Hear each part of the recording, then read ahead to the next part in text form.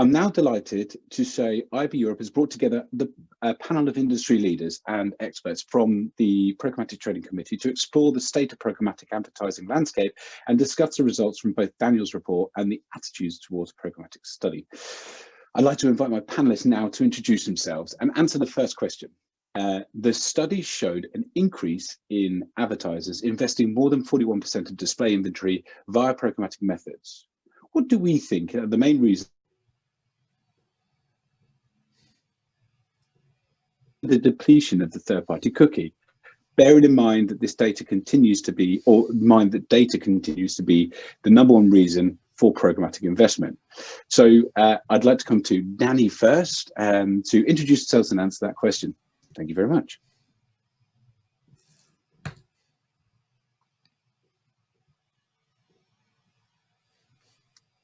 Can you hear me all right, David? I can hear you now, sir. Okay, perfect. Sorry about that.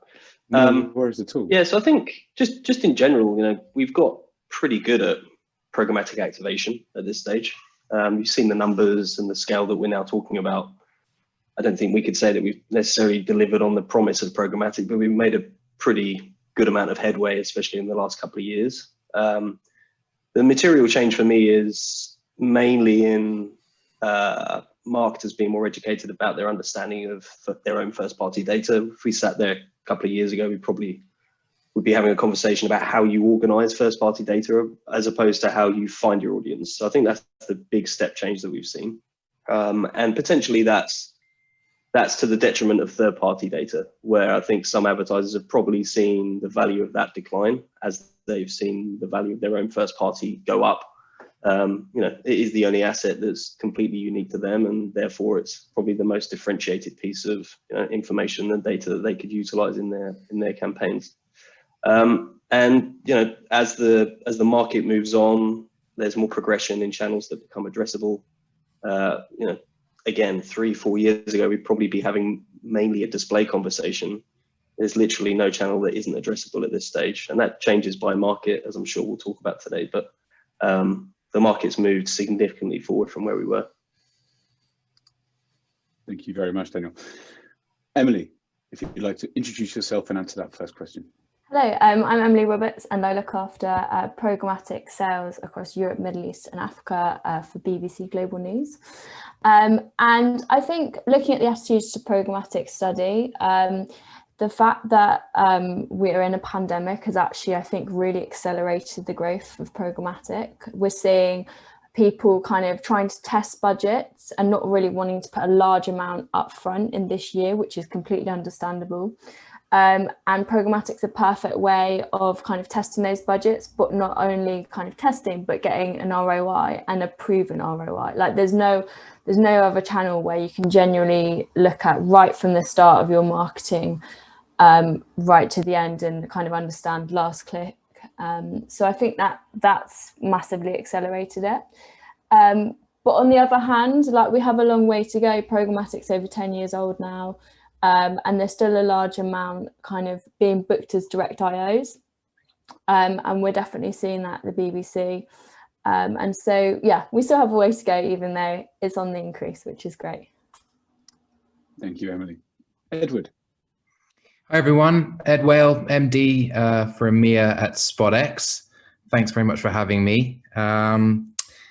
I think, some of the guys have commented on some of the key drivers. For me, it's the arrival of more premium inventory into the programmatic ecosystem, and perhaps also the growth of execution methods that lend themselves more to the direct style of trading, like programmatic guaranteed.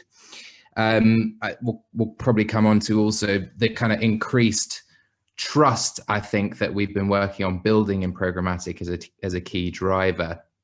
I was actually really interested by Daniel's stat just now, saying that despite everything that's gone on this year, programmatic's likely to continue its growth path.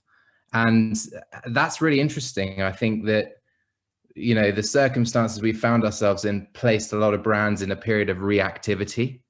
And programmatic's a channel that lends itself to, quick and flexible optimizations. So it's interesting to see that that's also contributed to growth. Thank you, Ed. Danny. Oh no, sorry, we've already done Danny. I'll say Nicola. Thank you. Hello everyone, I'm Nicola Bevan, the Managing Director for Operations at Xaxis EMEA. I'm really happy to be here today and speaking to you all. So I think for me, I continue to expect programmatic to grow and agree with everything that everybody said so far. I think the depletion of the third-party cookie presents us all with new challenges. Agree with what Daniel said at the beginning. I think first-party data will become central to advertiser data strategies. But I think it's really important to remember that on our programmatic journey, programmatic has always been really innovative. We continue to see new channels coming and growing, and the technology getting better and better. And it will continue to offer advertisers new opportunities to reach their consumers. And I think it, kind of just echoing what Emily said as well, the control and flexibility that programmatic brings, it's kind of second to none in my opinion. And it really does help people to create test and learn frameworks and find out what really can grow their business. Thank you, Nicola. Vincent. Hi, everyone. My name is Vincent Tessia. I look for MoPub's brand and agency relationships across Europe. Thrilled to be here. Thanks for having me. So really, for me, the future of all media is digital, right? We're still seeing and witnessing the shift. And digital is programmatic. We've just seen, the result of the study, like 77% last year of digital was transacted programmatically. So for me, whatever headwinds we are seeing, and we've seen a lot this year, it's not going to stop programmatic as a media activation channel. So that's really, for me, the really big trend I'm seeing. It's not going to stop. And yeah, sure, cookie deprecation, making it a little bit more difficult to leverage the targeting benefits of programmatic. There's so much more benefits around automation that programmatic brings to the table. So for me, that's really a testament to the strength and the value that programmatic brings. So that's for me the main reason. And the other is, obviously we're seeing all those new channels that are growing. And so I'm thinking about audio, out of home, mobile as well. Brands are really embracing mobile in-app. So that's all adding up into this big trend that we're seeing, that programmatic is still in a massive adoption trend. Thank you very much, Vincent.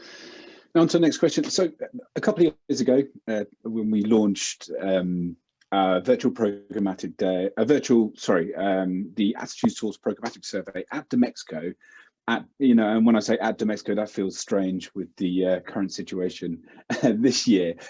All the headlines which were picked up from the study was all about in-housing and how advertisers were moving to in-housing.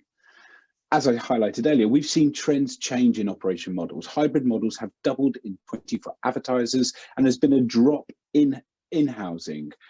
What's driven this change? Ed, I want to come to you first with this question.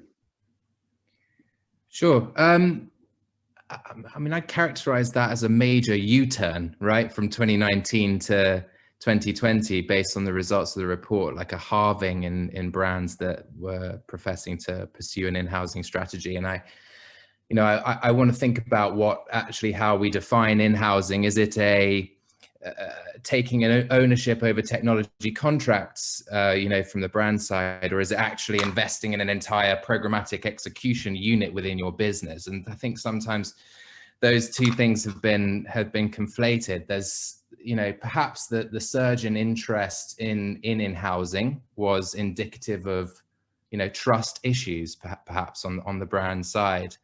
But, while we've seen some successes, I think also maybe brands have dipped their toe into the pool there and realized that it's, perhaps it can be challenging to source the right talent. It can be challenging to properly execute this. So I'm really interested to see that this trend is actually reversing. Perhaps they lifted the hood, and they saw underneath, and they got the transparency they were after. But maybe they've learned that there are experts in the market that they can lean on from an execution standpoint, and that's potentially behind this trend. Thank you, Ed. Nicola, I'd love to hear your point of view on this. Yes, I think I would expand on that further. I think talent is at the heart of the changes in the operational models. So I know that your slides from the front of the presentation showed that it has become year on year slightly easier, but when you look at the kind of all the barriers, hiring and training talent still remain the largest barriers for programmatic adoption. So I think talent is really important. Programmatic has grown quickly. It is a competitive marketplace for the best talent. And I think maybe some advertisers have found this through either their research or their direct experiences. And I think they're looking at different ways to work with agencies. I think from a kind of operational perspective, programmatic is quite complex. It moves very quickly. Speaking for the team that I work with, we have quite a broad kind of skill set of people to really drive innovation, and kind of we do lots of things that I think people don't really kind of, when you look at it on the surface, I don't think you really realise that all of these kind of activities go on. So we work quite closely with partners to inform like product roadmaps, thought leadership, building out innovation, new products to drive good results. And I think those are some of the things that I think it's probably harder to replicate within client teams. Thank you, Nicola. Danny? Yeah, I'd agree with both Nicola and Ed, but I've always been surprised, to be honest, at the amount of brands that would fully in-house. Programmatic's really bloody hard, and it takes a lot of intelligence in the space, a lot of domain expertise to really do it well. I think the value of agencies has been seen throughout the past couple of years. If you look at the amount of things you need to understand in the landscape at this point across cookieless, new channels that are addressable, how different markets work, like it's very hard to be able to fully in-house that and do it well. So I think as time goes on, as we sort of continue in a world where it's very difficult to be able to execute everything you want to be able to do in a single DSP due to walled gardens, it's going to be, you know, it'll be even harder for an in-housing approach that makes sense. So I can understand why the contractual piece would be appealing, but actually taking the reins of the activity from an activation, analytics, and an optimization point of view is a different thing. Thank you very much. And Vincent, I'm going to come to you last on this question. Sure. I mean, definitely what we've seen is really the advent of the hybrid model. And it's normal, you know, it's always a balance thing. Again, like my fellow panelists mentioned, it was more around the trust issue, why everybody wanted to do it. You know, I want to do it myself and I want to save cost. I mean, to be honest, saving cost shouldn't have never been the reason why you really want to in-house. There is many reasons, but this shouldn't be the big one. But I understand why, you know, it was the big thing brands were saying, all right, now I can access the inventory through a DSP, hire, you know, a team. And we've mentioned the expertise, which is really, really hard to hire the right people. So that's in itself already a huge issue. So, and I really think that it really highlights the value of media agencies, and as we mentioned, how complex it is to run a trading desk, really, and all the best practices you can share by working in different verticals, and the landscape is changing so fast. So, and we've seen that, you know, with app developers, you know, MoPub is doing 100% in-app only. So we have both brands and traditional advertisers as well as app developers, and they went on the same trend, you know, signing a contract and trying to do everything themselves. And it's usually, keep in mind, app developers are usually even leaner kind of team. It's really, really small user acquisition team. So again, hybrid model is the way to go. You have the best of both worlds. You own the contract, you own your campaign data, your media activation data as a brand, but you're not in charge of doing everything in terms of operation and planning. And that's again why media agency definitely help brands dramatically. Thank you. It'd be really interesting to track this data in next year's Tours Programmatic survey and see if this trend continues. I agree. Topic to meaty topic, and each one could be an entire panel. And we're now looking at the barriers to programmatic investment. And we said in the report that advertisers focus on gaining greater control of inventory, doing it to lower cost, and it's not surprising that supply chain transparency concerns, seeing a significant increase over the last year of from 38% to concerned about supply chain transparency too. So what can be done supply path and encourage more transparency and efficiency? That's okay. Yeah, so I think we've kind of constantly talked about transparency in programmatic kind of since the very start, and obviously the Guardian and Rubicon highlighted this a couple of years ago, and then again at the start of this year PwC and ISBA highlighted it again when they claimed that 15% of programmatic revenue just disappears, which terrified our industry, I think. And so it's really highlighted that, and it's continued to kind of highlight that massive issue.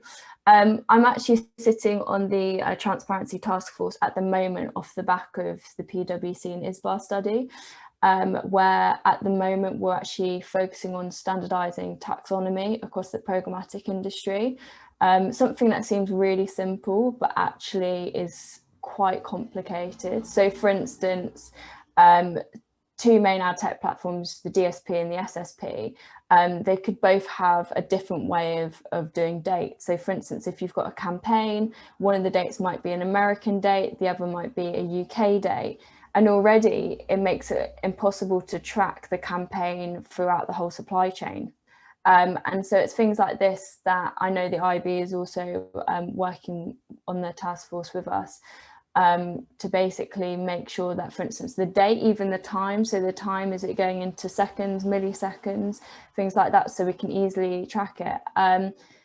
It seems like a fairly basic task, but I think there's many challenges to kind of ensure like exactly what we're standardizing. So obviously we could be standardizing every single aspect of the supply chain, and that would just take too long. So what should we be prioritizing? But also like looking at transparency in terms of actually what's going to be beneficial for everyone. So there's kind of certain elements of the task force where people want a lot more data than is really necessary. And I think it's important to find that balance. We've had great discussions on whether publishers should be sharing their like pricing floors, exactly how much money they make. And that's not the purpose of the project. The purpose is to basically find this 15% discrepancy. So we've got a long way to go. Thank you, Emily. Nicola, I'd like to come to you next. So I think I'm going to talk about, I think, 3 just simple points that I think we can do from a buy side. So I think firstly, I'd recommend that everybody looks at their supply path optimization strategy. Use the technologies available and lean into things like ads.txt. The IAB has a great guide on it, so please read it. The second would be build relationships with the partners that you're buying media from. Encourage them to lean into their kind of initiatives like sellers.json. And then I think the third one is, I think as an industry, we all should be leaning into these initiatives like Emily's just spoken about. I think we do have a long way to go, and I think we all just need to continue to support those efforts. Really good.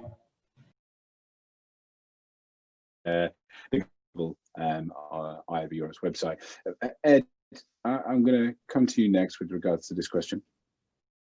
Well, I actually, there's actually already been a huge amount of work put into the topic of building trust and transparency in programmatic. Some of these initiatives are not that new now, right? And still, relatively new, but evolving and getting enhanced. And so I'd say that we're at a point where there is increased trust in programmatic, and that's contributing to the growth that we've been talking about.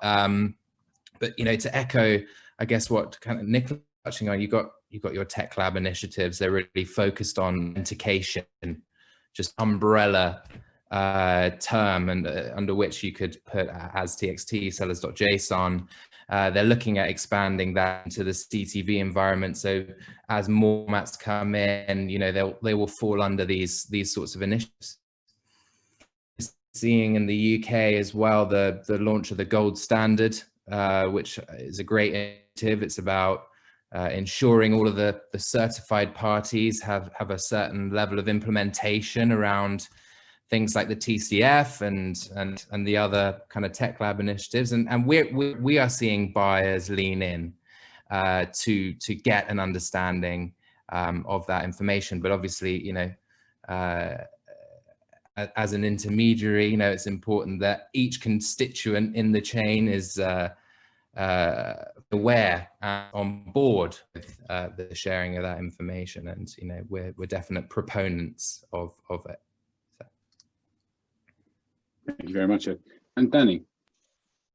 Yeah, I think the ISBA PwC report was a really good study to highlight the challenge here. The bit that it didn't highlight enough for me personally was the limitations of our industry, thanks to contracts that sit between platforms. So, as a marketer, if I have a contract with a DSP, I should be able to see all costs and data downstream of that, regardless of where it goes from that point.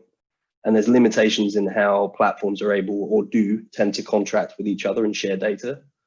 So we can, shoot for the stars with ID solutions and common solutions, but the fact is we could very easily solve this if we could come to an agreement between many of the larger platforms and those that sit downstream of that from a supply point of view to fix this.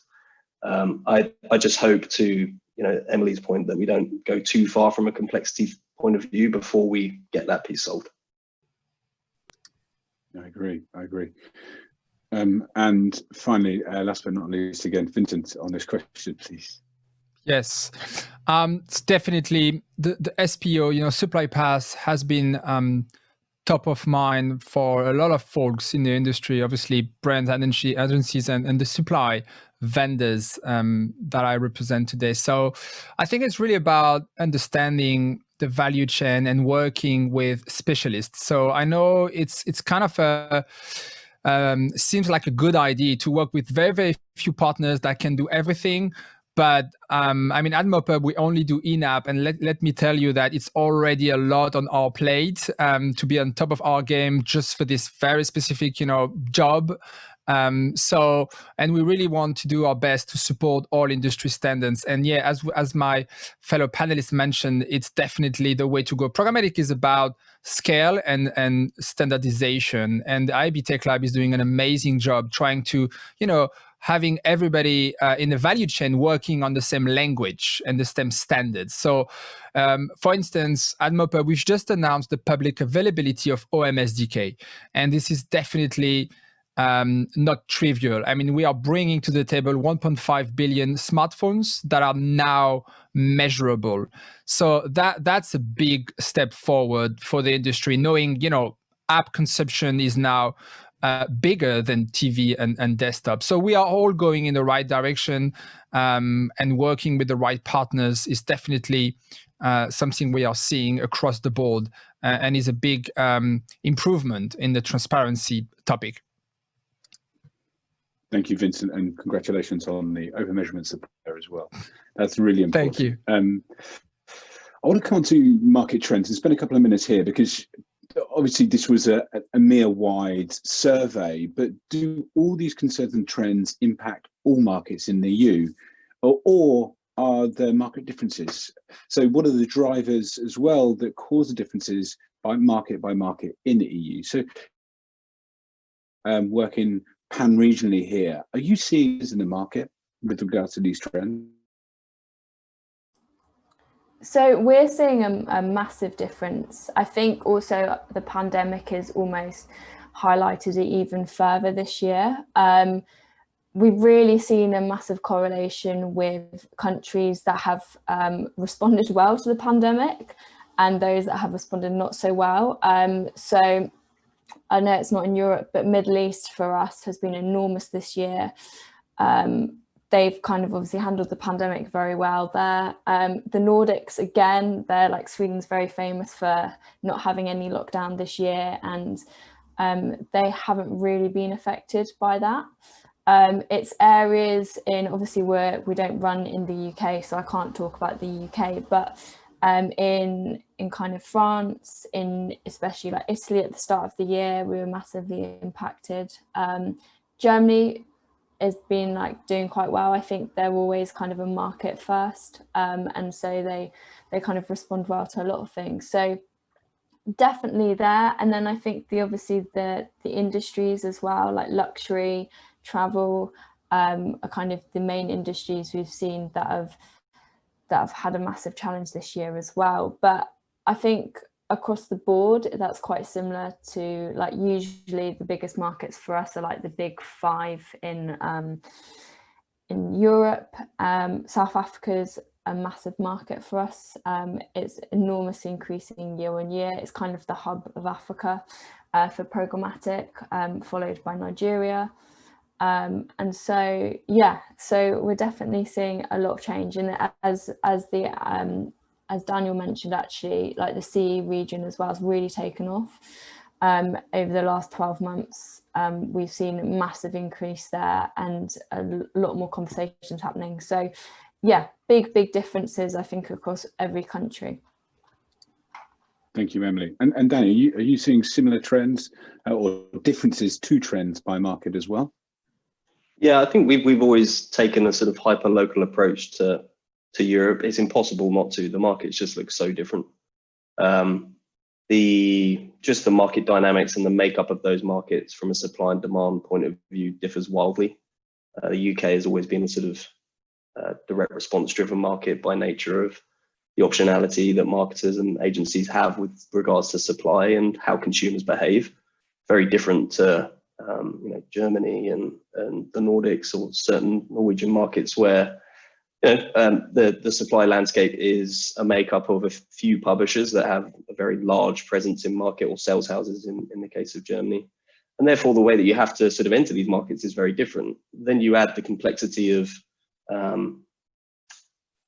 interpretations of GDPR and legislation, which again differs by market and makes it very difficult to take a sort of one size or one track approach to market entry. So we have always taken a market by market approach, and I think that's been the same for a lot of industry experts, and I think talks to potentially why some of those brands may have decided to not go fully in-house over the past couple of years, where with all of these rollouts of regulation and new nuances by market, it's very hard to just sit here from a global approach and say, okay, well, we've got everything we need to be able to deploy a global campaign, because it just takes so much. It takes so much intelligence internally.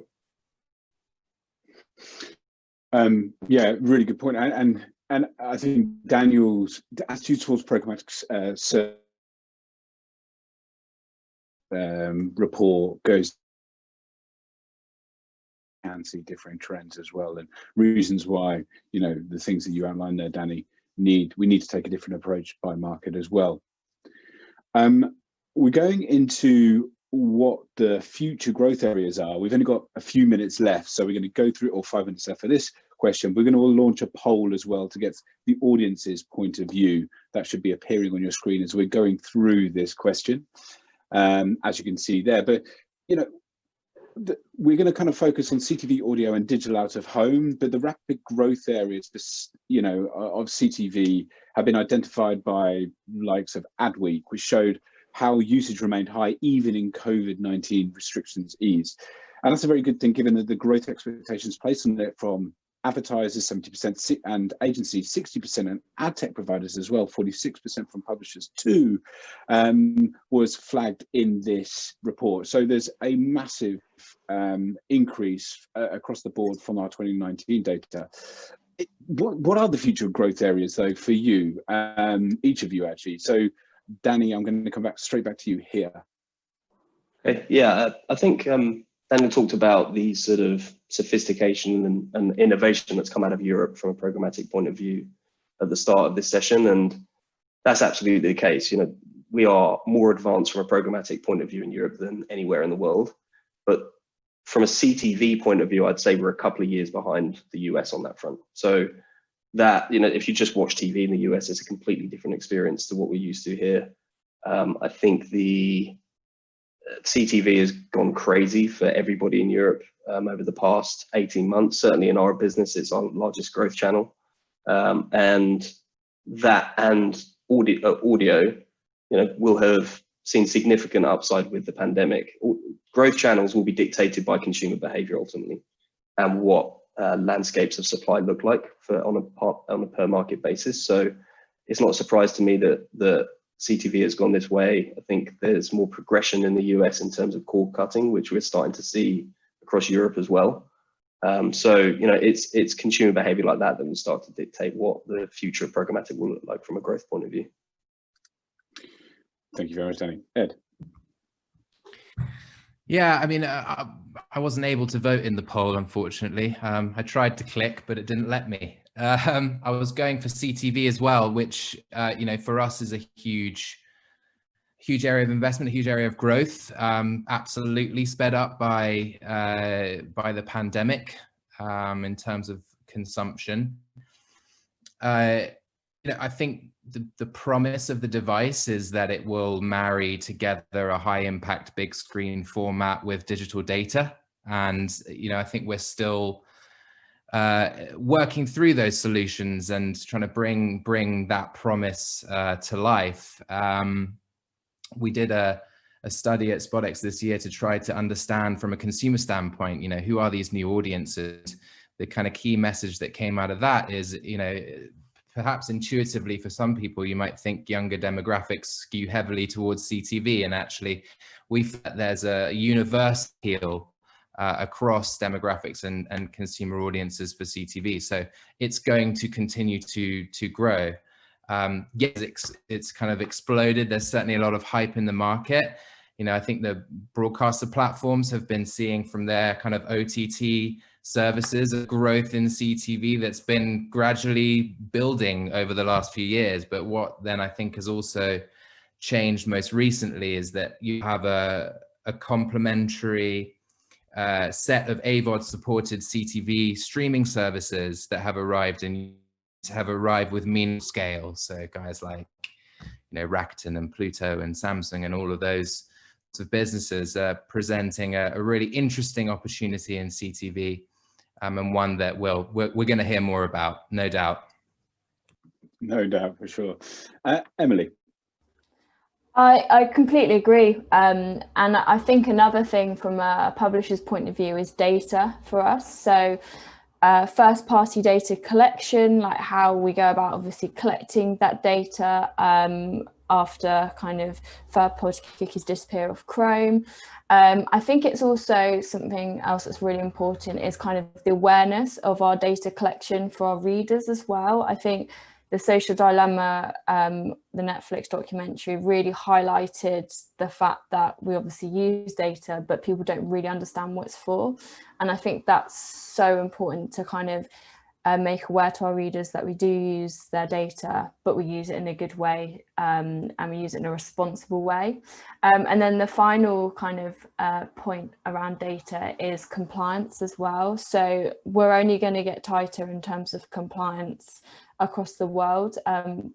And yeah, we've got a lot more kind of compliance coming out. So I think those are kind of the 3 data points that are definitely going to impact the future. Thank you, Emily. Nicola? I'm going to go very quickly because I've just seen the time. So I think I agree, CTV audio will continue to grow 100%. what I think is really interesting, and I don't think we've touched on it very much here, is how programmatic actually enables you to bring kind of creativity and AI to these formats, and do so in a really engaging and I think future thinking kind of way. And I think that's going to be kind of really important for advertisers as they move into the future. Yes, thank you very much, and thank you for flagging the time. Vincent, very quickly, we'll have to make you the last one here. Sure. I mean, for me, in marketing, you always go back to the consumer behavior. And we've seen that, this year where people were at home, they were just staying at home. So you could think, the desktop usage will increase. It was actually the opposite. So I really think, it's not really the new shiny thing, when you talk about CTV and OTT, but really mobile is the sleeping giant. I was just here listening to the eMarketer podcast this morning talking about Netflix, new net subscribers, paid subscribers this year. And it's actually rising like crazy. And it's like, you're having water, internet, and your Netflix subscription. And again, as a consumer, you're looking at this on your smartphone, on your traditional TV, or on your PlayStation app, hub, make no difference. So mobile video, for me, it's really what's going to drive a lot of next year growth. So that's really, for me, one of the massive trend when you talk about video, as a whole. I love the alternative perspective there, Vincent. Thank you very much for that. And look, we're going to have to end this panel here, but can I just, if you have future confidence in programmatic, please give me a thumbs up, panelists.